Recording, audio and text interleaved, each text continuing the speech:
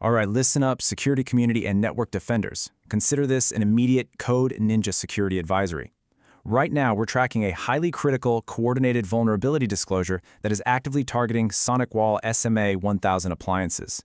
The specific designation you're looking for is CVE 2026-15410. So let's dive right into this explainer. Look, as a senior white hat security researcher, my entire job is to cut through all the noise out there and give you the factual, authoritative breakdown of exactly what's hitting the wire. And let me tell you, this isn't just theory. We are talking about a zero-day level threat that can fundamentally compromise the absolute integrity of your Linux infrastructure. Seriously, if you're running these appliances to secure your network, you need to pay very close attention to this briefing, right now. Okay, let's look at how this played out, because honestly, everything dropped at once. July 14th, 2026. The initial CVE gets published by SonicWall. Bam! Impact details are fully disclosed to the public. Bam! The official vendor advisory hits the wire. Now, this rapid sequence of events, that is a massive red flag. There was absolutely no slow drip of information here. The sudden reality of this coordinated disclosure means the clock is already ticking. You better believe threat actors are analyzing the exact same data we're looking at right now. We just don't have the luxury of time when a coordinated drop happens with this level of synchronization.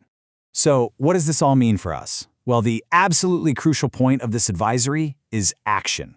Our objective today isn't just to passively read a CVE record and nod our heads. No, our mission is immediate mitigation. In the spirit of full disclosure, we're breaking down the exact parameters of this flaw to force the patch and ultimately protect your perimeter. As defenders, you know we practice coordinated vulnerability disclosure because, frankly, it's the most effective weapon we have. It forces vendors to issue fixes, and it compels organizations to actually apply them. So, we're here to deliver actionable intel that secures your organizational perimeters immediately. All right, before we move into Phase 3 and really break down the blast radius here, we need to do a quick comms check. Step 1. Subscribe to @CyberTech79 and make sure you enable those notifications. Look, in our industry, real-time intelligence is literally the difference between a secure perimeter and a catastrophic breach. Step 2, drop a like on this explainer right now. Consider that a formal acknowledgement, an ACK, of receipt for this intel. We really need to know this warning is actively reaching the defenders who need it most. We good? Okay, let's proceed to the protocol. Let's move into Phase 3. This is the deep dive. We need to build our technical understanding of what this threat actually is. So the vulnerability is formally categorized under CWE 94. Now, the technical term is improper control of generation of code.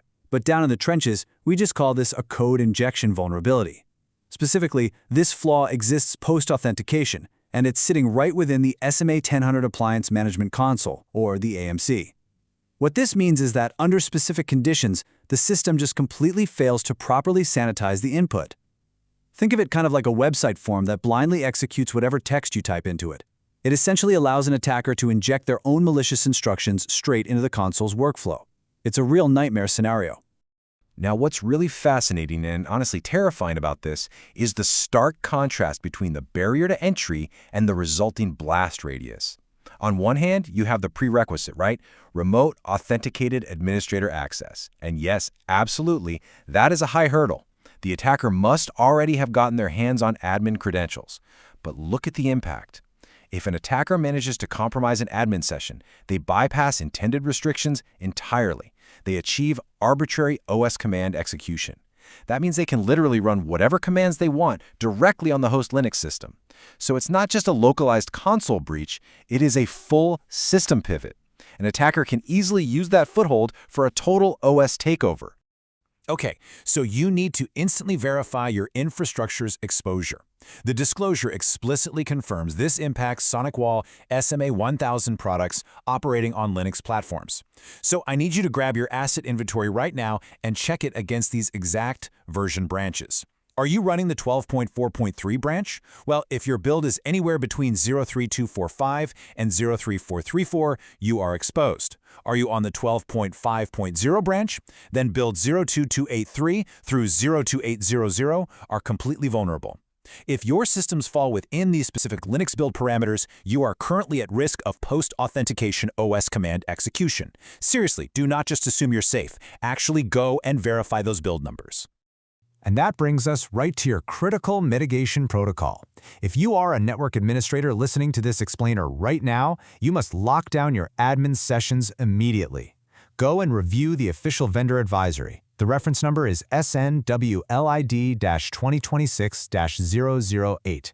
Listen to me. Do not wait for some scheduled maintenance window next month. You must implement the necessary patches or mitigation strategies dictated in that advisory today, right now.